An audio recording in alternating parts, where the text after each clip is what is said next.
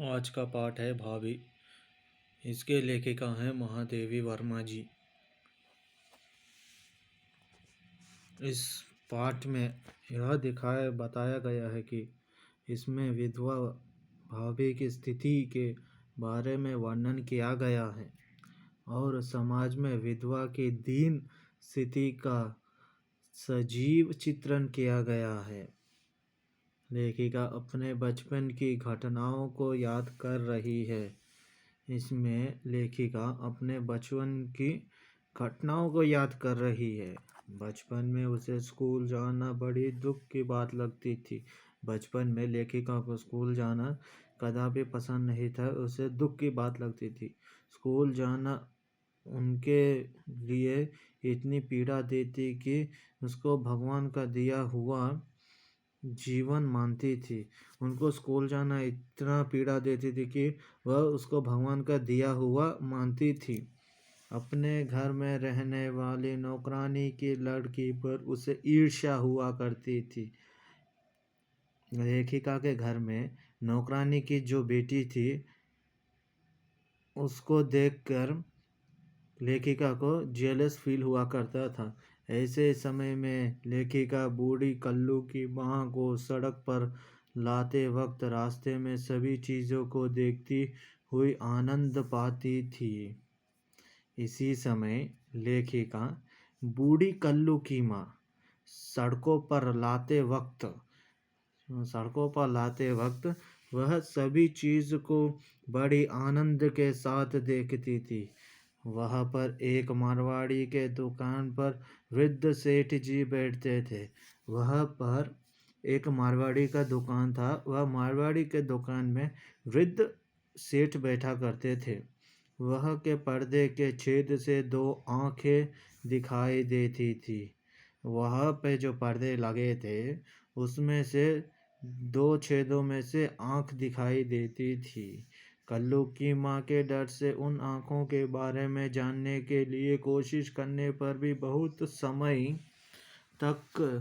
समय तक सफल नहीं हो पाई। कल्लू की माँ के डर से उन आँखों के बारे में पता करने की कोशिश करने पर भी बहुत समय तक वह सफल नहीं हो पाई कि उस पर्दे के पीछे कौन थी। चेहरा तो देख नहीं पाई, पर कल्लू की माँ से उसके बारे में पता चला कि वह अनाथ भी है और अभागी भी। वह चेहरा लेखिका कहते हैं वह चेहरे का पता नहीं लगा पाए, लेकिन कल्लू की माँ से यह पता चला कि वह अनाथ है और अभागी भी। बूढ़े सेठ के बेटे से भाभी की शादी हुई थी। जो सेठ जी थे, मारवाड़ी दुकान के जो सेठ जी थे, उनके बेटे के साथ भाभी की शादी हुई थी। पर उसी साल में उनके पति की मृत्यु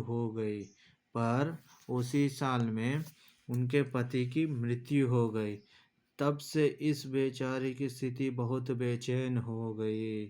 तब से वह बेचारी भाभी की स्थिति बहुत खराब होने लगी। उसकी ननद के आगे उसकी स्थिति और भी बिगड़ गई थी। उसकी ननद के सामने भाभी की स्थिति समय बहुत खराब हो गया था। पर एक दिन गीली सड़क पर लेखिका के पैर फिसलने से उसकी मुलाकात भाभी से हो गई। एक दिन जब लेखिका सड़क पर चल रही थी, सड़क पर पिछल गई, जिससे वह भाभी से मुलाकात हो गई लेखिका जी का। पर्दे से निकलकर उसने इसकी रक्षा की। भाभी ने पर्दे से निकलकर लेखिका की रक्षा की। तब से उसके अकेले जीवन में लेखिका को स्थान मिल गया। तब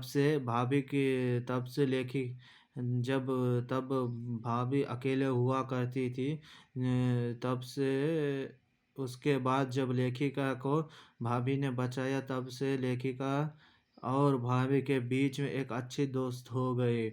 वह निराहार और मित्रहार से दुर्बल देह से निरंतर परिश्रम करती रहती थी। वह निराहार बोले तो बिना खाना खाए हुए, बिना पानी पिए हुए वह दुर्बल हो गई थी, बहुत कमज़ोर हो गई थी और हर हमेशा परिश्रम करती रहती थी। उस 19 वर्ष की युवती की दयनीय स्थिति बालिका के समझ में नहीं आती थी।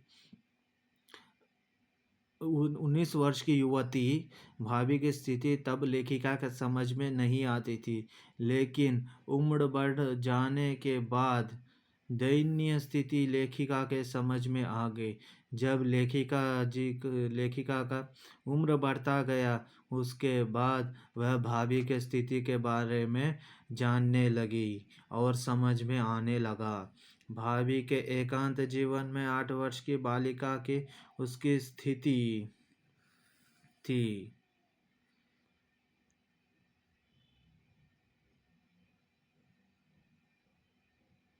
वह तो भाभी के एकांत शांत जीवन में कोई नहीं था। तब वह 8 वर्ष की बालिका ही उसकी साथी थी, पर यह बालिका उस विधवा भाभी के संसार में प्रवेश करने में असमर्थ थी। लेकिन वह बालिका विधवा भाभी के संसार जीवन में प्रवेश करने में असमर्थ रही, सफल ना हो पाए। लेखिका की माँ भी माता पिता विहीन विधवा बालिका की स्थिति पर दुखित हुआ करती थी। लेखिका की माँ भी भाभी पर, वह विधवा भाभी पर दुखित हुआ करती थी। वह उनकी स्थिति जानकर लेखिका की सारी गुड़िया भाभी के खंडहर पर पहुंच गई। जितनी भी गुड़िया लेखिका के पास थी, वह सब ले जाकर उसने भाभी को दे दिया। वह अपनी गुड़िया को मारवाड़िन की तरह श्रृंगार किया करती थी। वह जो भी गुड़िया थी, वह मारवाड़ी जैसे श्रृंगार करते हैं उस तरह श्रृंगार किया करती थी वह सभी गुड़िया का। भाभी को तो सफ़ेद ओढ़नी और काला लहंगा या काली ओढ़नी और सफ़ेद बूटीदार कतियात लहंगा पहनती थी। भाभी हमेशा तो सफ़ेद ओढ़नी या सफ़ेद ओढ़नी और काला लहंगा या काली ओढ़नी या सफ़ेद बूटीदार कतियाई लहंगा पहनती थी। पर उसकी ननद के लिए हर तीज त्योहार पर बड़े सुंदर कपड़े आते थे।